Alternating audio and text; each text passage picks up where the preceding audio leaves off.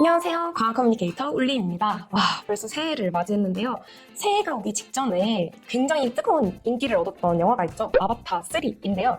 제가 이번에 그 아바타 불과제라는 영화로 12월 19일, 20일 이렇게 이틀 동안 대전 관광공사와 함께 대전 CGV에서 무려 한 600명 이상의 관객분들과 함께 만나 뵀어요. 그러면서 다양한 아바타에 숨겨져 있는 과학 이야기를 하면서 아바타는 사실 과학공학 영화다, 그런 얘기를 많이 했었거든요.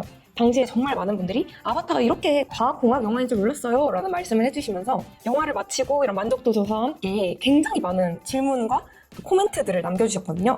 그래서 제가 그때 15분 정도 과학적인 얘기를 드리고 영화를 보면서 15분이 짧을 수도 있으니까 영화를 스포하지 않는 선에서 과학적인 얘기를 해드리고, 영화를 보고 나서 영화 내용을 바탕으로 좀 관련돼서 궁금한 과학적인 내용이 있으면 추가로 질문을 언제든지 주세요 라고 했어요. 그래서 제가 질문을 받았는데 사실 바로 이걸 올려드리려고 했는데 바로 올려드리지 못했던 이유는 질문이 정말 많이 왔어요. 정말 많은 분이 질문을 주셨고, 이렇게 막 비슷한 거를 좀 합치고 정리를 해도 164개의 질문이 제게 왔습니다. 그래서 이 질문들을 그중에서 좀 최대한 많이 뽑아서 카테고리로 묶어서 좀 설명을 해드리려고 하는데요. 그러면 그에 앞서서 먼저 카테고리를 먼저 설명드리도록 하겠습니다. 네, 첫 번째는 아바타 인물에 대한 거고요. 두 번째 파트로는 동물에 대한 얘기를 해볼 거예요. 그리고 세 번째는 판도라 행성에 대한 얘기를 할 거고, 마지막으로는 좀 저에게 개인적으로 이게 정말 가능할까요? 라고 물어봐 주신 이야기들과 함께 코멘트들 해드리도록 하겠습니다.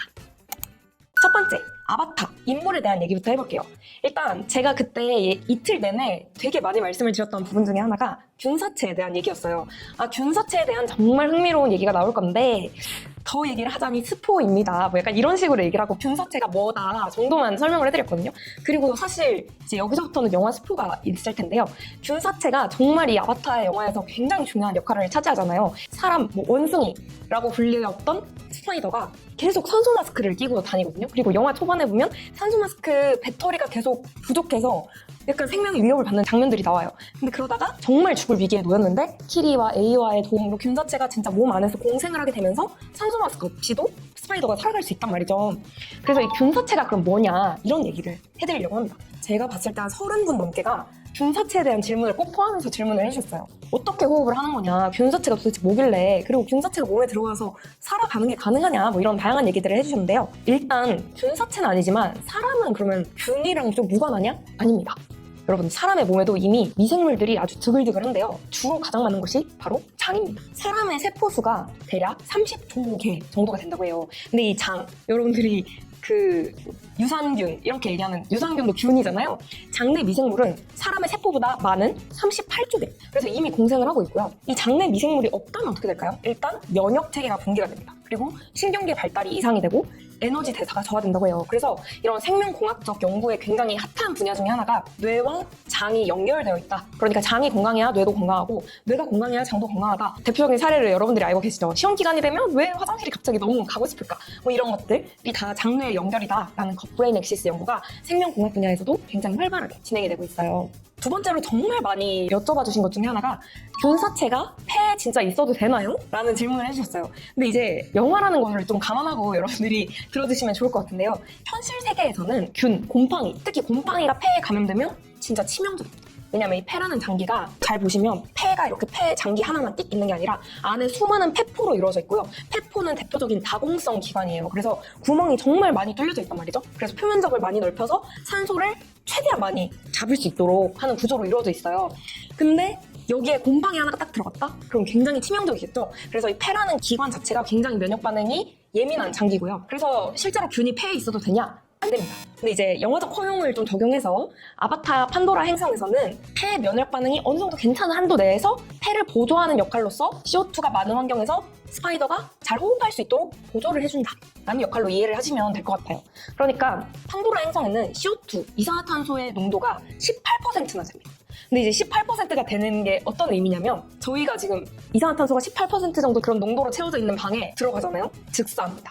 그 정도로 인간에게 있어서는 독성인 물질인 거죠. CO2 농도가 너무 높은 공간은. 근데 이제 균사체가 폐에 공존한다 라는 게 어떤 의미냐면요. 일단 균사체는 이 CO2 축적이 되는 걸 막아준다 라는 게 핵심 개념입니다. 첫 번째로 균사체라는 거는 세포의 대사 효율을 높여줘요. 그러니까 세포가 세포 호흡을 하죠. 그때 산소를 사용해서 에너지를 만들어내고 부산물로 이산화탄소를 내보내요.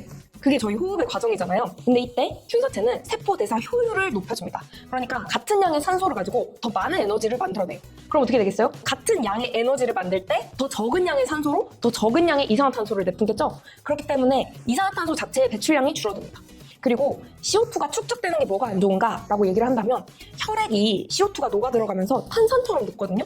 그래서 점점 산성화가 돼요. 근데 이 균사체가 이렇게 산성화가 되는 거를 완충을 해준다고 해요. 그러니까 덜 산성화될 수 있도록 도와줍니다. 그리고 세 번째는 인간의 몸에서는 CO2가 다른 형태로 전환이 될 수 있도록 하는 그런 기작이 있거든요. 그러니까 CO2가 탄산, 중탄산염 형태로 전환이 되는데 이 만들어지는 효율을 균사체가 높여줄 수 있습니다. 그래서 이런 장점을 판도라 행성에 사는 스파이더가 공생 관계를 통해 얻게 돼서 호흡을 할 수 있게 되는 거죠. 이제 이해가 되셨나요?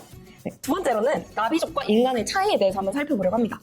일단 거기에 보면 의사 선생님도 그렇고 아바타였다가 사람이었다가 왔다 갔다 하시는 분들이 있어요. 그런 분들은 어떤 거냐면 어떻게 보면 약간 피지컬 AI 같은 거죠. 저희가 뇌를 가지고 있고 그 뇌를 어떠한 피지컬적인 형태가 구현을 하는 거예요. 그래서 실시간 원격 동기화.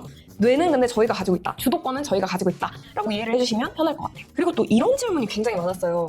기억이나 의식적인 거? 그런 것만 이식을 받아도 진짜 나을까요? 라는 질문을 많이 해주셨거든요. 그래서 이런 질문을 왜 많이 해주셨느냐 생각을 해보니까 계속 제이크와 쿼리치의 그런 갈등 구도가 나오는데 제이크가 계속 뭐라고 얘기하냐면 너의 삶을 살아. 너는 그냥 기억만 이식받은 거야. 이렇게 얘기를 해요. 이게 무슨 얘기냐면 기억만 이식받은 거지 너는 쿼리치가 아니야. 라는 얘기와 같은 말이거든요. 근데 이게 굉장히 유명한 개념 중에 하나입니다. 과학적인 개념으로 통 속의 뇌라고 해요. 그래서 실제로는 과학적으로는 기억만 이식받는 거는 그 원래 원체와 원래 사람과는 다른 사람이다.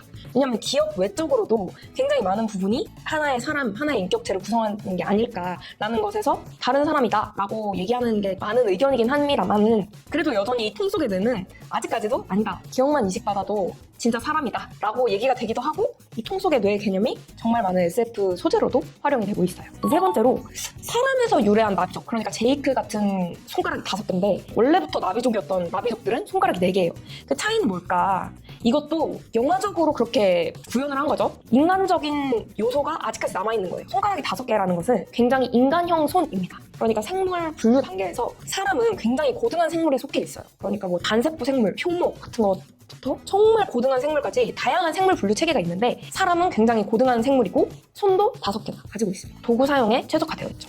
그리고 이제 그런 질문도 많이 해주셨어요. 아바타들이 이렇게 딱 그 촉수라고 하죠. 그런 걸로 뭐 ICU 이러면서 소통을 하잖아요. 근데 사람도 뭐 피부 인식 태그나 아니면 BCI, 브레인 컴퓨터 인터페이스 같은 기술을 통해서 실시간으로 뭔가 감정과 모든 의식, 인격 이런 것까지 공유하는 약간 영혼의 이런 소통 같은 게 가능해질까요? 라는 질문을 해주셨는데요. 일단 기술적인 측면에서 BCI, 그러니까 브레인 컴퓨터 인터페이스 기술은 많이 개발이 되어 있어요. 실제로 뭐 뉴스에서도 많이 보셨을 수도 있을 텐데요.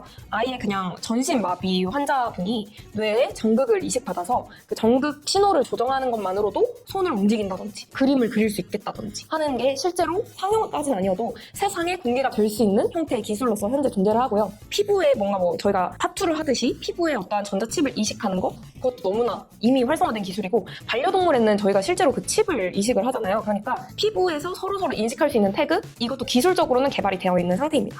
그리고 다양한 근육과 신경 자체를 연결하는 인터페이스도 많이 연구가 되고 있는 실정이에요. 하지만 이건 어디까지나 아직까지는 좀 제한적인 거에 가깝고요. 완전히 막 아바타에서 공유를 하는 것처럼 감정이나 의식을 공유하는 건 현재까지는 어렵다라는 얘기를 드려봅니다.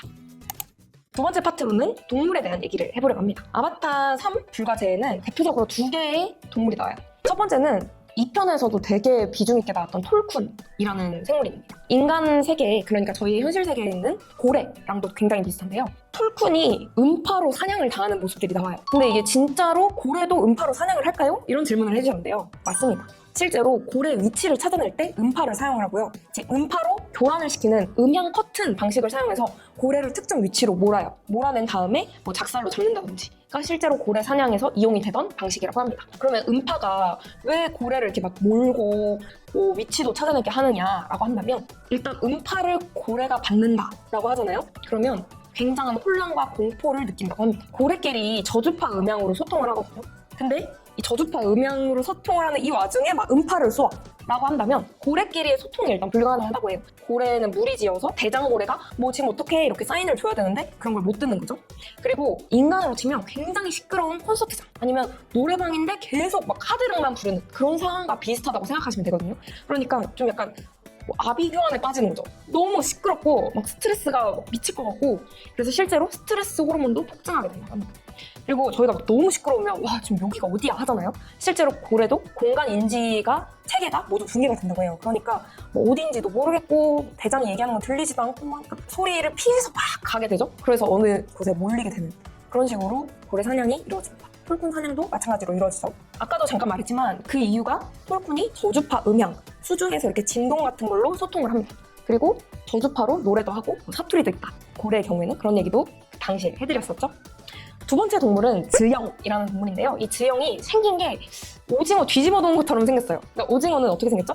이렇게 세모난 몸통이 있고 다리가 아래에 있잖아요. 즈영은 다리가 위에 있어요. 근데 이제 질문으로 이런 게 있었던 거죠. 오징어와 비교해서 오징어는 마치 이렇게 추진받는 힘을 얻듯이 다리로 쭉 뻗어지면서 슝 쏟아 올라지는 뭐 제트 추진력 같은 걸 얻어서 막 이동을 하는데 즈영은 그렇게 생각하면 좀 비효율적인 운동 방식이 아닌가요? 라고 질문을 주셨어요. 진짜 질문이 엄청 수준이 높더라고요. 근데 이런 거죠. 오징어랑 비교하면 오징어는 도망가는 전략을 위해서 그런 추진력을 얻어서 빨리 슉슉슉 도망가는 전략을 취하는 거예요. 근데 생각해보면 즈영은 거의 완전 상위 포식자거든요. A와에게 기도를 했을 때 A와의 응답, 그러니까 최종 끝판왕 정도로 나오는 친구들이 즈영이란 말이에요. 그러니까 즈영은 생존 전략이 도망이 목적이 아니라 나는 얘를 잡아먹겠어 라고 한다면 얘를 정확하게 타겟해서 갈 수 있는 능력이 필요한 거죠. 근데 그럴 때 그러면 다리가 왜 앞에 있어야 되냐? 빠르게 갈 필요가 없는 거예요. 그러니까 막 슉슉슉슉 가지만 더 정확하게 가는 게 중요한 거죠. 그런데 다리가 많다, 다리가 앞에 있다라는 거는요. 다리는 움직일 방향성이 굉장히 다양하게 저희가 움직일 수 있죠. 그렇다 보니까 빠르게 방향을 잡아서 그에 슉슉슉 가는 게 목적인 거죠. 그래서 즈영은 오징어와 비교해서 빠르게 가는 게 목적이 아니고 도망가는 게 목적이 아니라 내가 목표하는 타겟을 정확하게 방향타를 잡고 가는 게 목적이기 때문에 다리가 앞에 있다라고 설명을 드릴 수 있을 것 같습니다. 다음으로 세 번째 파트, 판도라 행성에 대한 얘기를 해볼 텐데요. 먼저 자기장 얘기를 해보려고 합니다. 자기장에 대한 질문도 진짜 많았어요. 그러니까 아바타라는 행성이 자기장이 어떻게 그렇게 작용을 하는 거죠? 자기장 기둥도 궁금하고 둥둥 떠있는 섬도 궁금하고 섬에서 이렇게 내려오는 폭포도 다 궁금해요. 이런 얘기를 해주셨어요. 그래서 이 자기장에 대한 얘기를 먼저 해보려고 합니다. 먼저 이 자기장에 관해서 아바타 영화의 공식 설명에는 이렇게 적혀져 있어요. 이 아바타 영화 1편의 배경은 이렇습니다. 에너지 자원이 전부 고갈된 황폐화된 2154년 지구가 배경이에요. 별로 남지 않았죠? 얼마 남지 않았죠?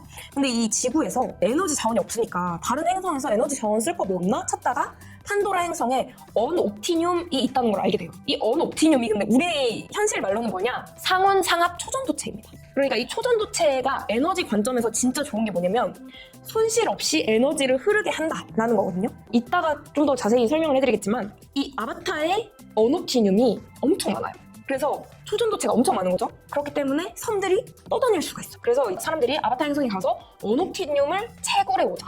그러면 우리가 에너지 자원 고갈 문제에서 극복을 해낼 수 있다. 라는 걸로 이제 아바타 행성으로 떠나자라는 게 시작이 되는 거예요. 영화 1편에서. 근데 그러면 초전도체가 뭔데? 라는 것부터 얘기를 한번 해보겠습니다. 초전도체는 특정 조건에서 전기 저항이 0인 물질이에요. 그래서 전기 저항이 0이기 때문에 에너지 효율이 굉장히 높다. 손실 없이 에너지를 흐르게 할 수 있다라는 건데요. 이 전기 저항이 0이라는 의미가 뭐냐면요. 저희가 이렇게 전류를 사용할 때 정말 대표적인 예로는 휴대폰을 충전할 때, 뭐 노트북을 충전할 때 충전되는 노트북을 만져보거나 휴대폰을 만져보거나 혹은 충전 단자를 만져보잖아요. 그러면 좀 따뜻해요. 이 말이 무슨 뜻이냐? 알고 보니까 뭐 히터로도 기능하나요? 절대 아니고요. 그 에너지가 손실되는 거예요. 에너지는 열 효율, 에너지 효율이 절대 100이 될 수가 없습니다. 저희가 어떻게 좋은 효율의 기관을 만들더라도 70% 무조건 저항에 의해서 열 에너지로 소실이 됩니다. 그래서 이 초전도체, 언옵티뇽을 구하기 위해서 인류가 날아가는 거죠. 그러면 이제 에너지는 알겠는데 판도라 행성에서 이 언옵티뇽, 초전도체를 가진 이런 뭐 산, 할렐루야 산이나 섬들이 왜 떠다니는 거예요? 라고 물어보신다면 그건 바로 마이스너 효과 때문입니다. 이 할렐루야 산은 판도라 행성의 자기장에 반해서 똑같은 크기의 반대 방향 자기장을 만들어내요. 그러니까 떠다닐 수 있는 거죠. 근데 그러면 이런 질문도 해주셨어요. 그러면 섬은 둥둥 떠다니는데 폭포는 왜 다시 아래로 떨어지죠? 라는 질문을 또 해주셨거든요. 근데 이것도 맞아요. 자기장 때문에 떠 있는 거지 이 행성에 중력이 없진 않아요. 그렇기 때문에 폭포는 중력 때문에 위에서 아래로 떨어지게 됩니다. 그러니까 굉장히 물리적인 질문을 많이 해주신 거죠. 그리고 영화의 아주 묘미, 후반부에 자기장 기둥이 나와요. 그래서 자기장 기둥이라는 게 어떻게 눈에 보이나요? 이런 얘기를 또 해주셨는데요. 그건 바로 플라즈마라는 게 많기 때문이에요. 이게 판도라 행성 이렇게 영화에서 나오긴 하는데 엄밀하게는 이따가 또 얘기해드리겠지만 판도라는 위성에 해당합니다. 그러니까 저희가 그냥 편의상 판도라 행성 이렇게 부르는 거지 그런 천문학적인 분류로는 위성이란 말이죠. 그럼 어디를 도는 위성이냐? 가스로 이루어진 행성을 도는 위성이에요. 그래서 애시당초 이 판도라 행성, 정확하게 위성에는 플라즈마가 엄청 많아요. 그래서 이 플라즈마는 자기장을 눈에 보이게 해주거든요. 실제로 현실에서도 자기장을 눈으로 보는 일들을 저희가 합니다. 뭐냐면 오로라를 보러 다니잖아요. 이 오로라도 자기장이 실제로 눈으로 볼 수 있는 형태인데 플라즈마가 이걸 역시나 가능케 해줍니다. 현실에도 그러면 이런 게 있을까요? 최근 한 몇 년 전에 상온 초전도체 개발에 대한 뜨거운 뉴스가 있었는데요. 이런 것처럼 나중에 저희가 상온 초전도체가 실제로 막 세상에 존재하게 된다라고 한다면 둥둥 떠다니는 섬도 가능하지 않을까라고 생각해봅니다. 두 번째로는 이산화탄소 농도와 불에 대한 질문을 해주셨어요. 아무래도 이번이 아바타 3 불과 재라는 부제를 가지고 있기 때문에 불이 어떻게 터나요? 라는 질문도 많이 해주셨는데요. 이산화탄소 농도가 아까 이 판도라 행성에서 무려 18%로 굉장히 높다고 했잖아요. 근데 저희가 생각해보면 불을 끌 때 소화기를 사용한단 말이죠. 이 소화기가 뭐 다양한 원리가 있지만 그중에서 이산화탄소 소화기도 있어요. 이산화탄소 분말을 막 내뿜어서 불을 끄는 소화기도 있단 말이죠. 그래서 이제 생각하신 것 같아요. 이산화탄소가 높으면 불이 안 붙지 않나요? 라고 생각하시는데 이 연소의 조건, 불이 붙는 조건을 생각하시면 조금 더 쉽게 이해를 하실 수 있습니다. 연소의 조건은 세 가지예요. 첫 번째는 탈 물질, 탈 게 있어야 타요. 그러니까 아무것도 없는데 타지 않아요. 탈 물질이 있어야 됩니다. 두 번째는 산소예요. 세 번째는 발화점 이상의 온도입니다. 그러니까 불 날 수 있도록 그 온도만 잘 형성이 되면 계속 불이 붙어 있을 수 있다는 거죠. 근데 아바타의 판도라 행성에는 이산화탄소 농도도 많은데요. 산소 농도도 많아요. 산소 농도도 지구와 엇비슷한 21에서 25% 정도다라고 이제 공식 문서로 정리가 되어 있습니다. 그렇기 때문에 CO2가 많긴 하지만 산소가 일단 많죠. 그리고 그 아바타 영화 보시면 다 나무, 뭐 산 이런 거예요. 그래서 산소와 연료가 풍부하기 때문에 불이 꺼지기는 어렵습니다. 그리고 또 다른 질문으로 아바타의 나비족들이 왜 털이 없나요? 왜 다 거의 옷을 제대로 안 입고 다니나요? 이런 질문도 있었거든요. 근데 이것도 어찌 보면 CO2 때문이라고도 생각을 할 수가 있어요.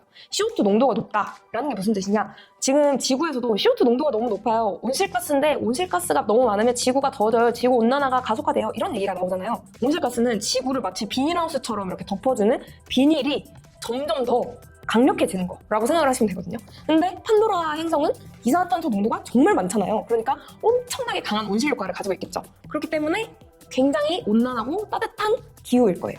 실제로 보면 뭐 추워서 오들오들 떠는 장면 한 번도 본 적이 없는 것 같아요. 그렇죠? 그렇기 때문에 자연스럽게 털이라는 것은 굉장히 열을 유지해주는 역할을 하기도 하거든요. 그래서 털도 잘 발달하지 않았을 거고 굳이 옷을 입을 필요가 없을 정도로 따뜻한 기후다라는 것을 이해해 주시면 되겠습니다.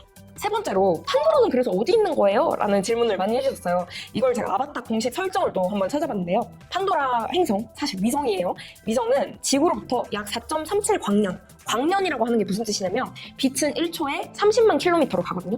근데 이 빛의 속도로 4.37년 동안 계속 가야 존재하는 거예요. 태양이 있는 것처럼 여기는 알파 센타우리라는 별, 항성이 존재합니다. 근데 이것만 존재하는 게 아니라 항성계 에는 3개의 항성이 존재하는데요. 별이 3개가 존재하는 거죠. 알파 센타우리 A, B, 그리고 프로시마 센타우리 이렇게 3개의 별이 있다고 하는데 이 중에서 프로시마 센타우리는 좀 잘 안 보이는 약한 별이고 알파 센타우리 A, B가 굉장히 주도적이라고 해요. 그리고 아까도 설명드렸지만 판도라 행성 이렇게 계속 나오거든요. 하지만 엄밀하게는 위성입니다. 이 알파 센타우리가 지구로 치면 태양에 해당해요. 태양에 해당하고 폴리페모스가 행성이거든요. 태양계로 치면 목성에 해당합니다. 가스가 굉장히 많은 큰 행성이에요. 근데 이 폴리페모스가 있고 폴리페모스 주위를 도는 위성이 바로 아바타의 나비족들이 살고 있는 판도라입니다. 그러니까 사실 판도라 위성이죠. 그래서 판도라는 정확하게 알파 센타우리 항성계에 있는 폴리페모스라는 행성을 공전하는 위성이 판도라이다 라고 생각을 해주시면 좋겠습니다. 네 번째로 실제로 저희도 저런 판도라에 갈 수 있나요? 라는 질문이 있었어요. 엄밀하게 말씀을 드리자면 현재 과학기술로는 빛의 속도로 가는 우주선은 아직 개발되지 않았어요. 그래서 가는 게 일단은 좀 많이 어렵고요. 너무 오래 걸리죠. 그리고 아바타에서는 반물질, 핵융합 기반 고속 추진을 했다라고 나와 있는데 저희는 아직 그런 기술이 개발되지 않아 있고 또 사람들이 장기 동면을 해서 이동을 하거든요. 근데 저희는 아직 장기 동면 기술도 없습니다. 냉동 인간도 어떻게 보면 장기 동면 기술의 일환인데 아직까지 좀 깨어나신 분도 없고 네, 아직까지 개발 중인 기술이에요. 그리고 또 이런 질문도 해주셨어요. 3D 지도가 이렇게 사람들이 띄워져 있는 곳에서 막 그냥 걸어다니는데 이건 뭔가요? 라고 했는데 이건 정말 증강현실 같은 것도 이용했을 수도 있고 공간이 고정되어 있는 홀로그래픽 지도. 그러니까 저희가 뭐 박물관 가면 홀로그램형 조형물 이런 것도 있잖아요. 그런 식의 지도이다 라고 생각을 해주시면 좋겠습니다. 마지막으로 네 번째 파트, 제일 재밌었던 파트가 무엇인가요? 라는 질문을 해주셨는데요. 일단 약간 사족이지만 제가 이 아바타를 3번 봤어요. 아바타 상영 시간을 아시는 분들은 아시겠지만 3시간이 넘거든요. 근데 제가 처음에 이 영화제를 준비하느라고 한 번 봤고 영화제 중에 한 번 봤고 또 그 이후에 이제 정리한다고 한 번 봤고 해서 3번을 봤습니다. 그래서 아바타를 불과제를 거의 뭐 너무 팬이 됐어요. 너무 많이 봐서 약간 와, 이 아바타 없는 삶이 상상이 잘 가지 않을 정도로 너무너무 다 재밌는 파트다 라고 생각이 드는데요. 사실 그 중에서도 제일 재밌었던 건 균사체 파트였긴 했어요. 굉장히 시각적으로도 재밌었고 균사체가 정말 인류의 공생이 된다고? 라는 부분에서도 재밌었습니다. 균사체에 대한 SF 소설도 굉장히 많거든요. 그래서 이 SF 소설도 좀 생각이 나는 그런 파트였던 것 같습니다. 그리고 두 번째로 좀 재밌었던 질문 중에 하나가 과학적으로 실현 가능성 몇 %라고 생각하세요? 라고 하셨어요. 근데 저는 과학 커뮤니케이터이자 과학자, 공학자로서 이렇게 말씀을 드리고 싶어요. 사실 과학기술은 언제나 불가능해, 이거 안 돼, 절대 안 돼 라고 생각했던 건 아니야, 사실 가능해 라고 보여주는 좀 반전을 보여주는 그리고 모두가 불가능했다고 했던 거를 가능하게 해주는 그런 게 과학기술이라고 생각을 하거든요. 그래서 과학적으로 실현 가능성? 언젠가는 실현이 되지 않을까라고 생각을 합니다. 하지만 당장은 관련된 기술이 많이 개발되지는 않았다. 해결해야 되거나 극복해야 될 문제가 많다라고 얘기를 드리고 싶습니다. 그리고 그 외에 기타 코멘트로는 정말 너무 재밌었다. 설명이 너무 재밌었다. 더 길게 얘기를 해주셨으면 좋을 것 같다. 또 저를 되게 응원해 주시는 것도 많았어요. 올림 화이팅, 너무 즐겁다, 너무 재밌게 설명해 주셨다, 뭐 이런 얘기들, 그리고 앞으로도 더 뵙고 싶다 이런 얘기들을 많이 해주셨습니다. 그래서 저도 이 아바타 영화를 보면서 무척 재밌었고 관객분들과 소통하면서도 더 이 재미를 더 느낄 수 있었고 소통할 수 있어서 또 과학적인 내용을 알려줄 수 있어서 뜻깊기도 했던 시간들이었는데요. 앞으로도 울림과학을 통해서 혹은 이렇게 영화제 같은 다양한 행사를 통해서 재미있는 영화나 애니메이션, 음악 혹은 일상 속 어떤 것이든 숨겨져 있는 과학 이야기를 통해 돌아올 수 있도록 하겠습니다. 지금까지 과학 커뮤니케이터 울림이었습니다. 감사합니다.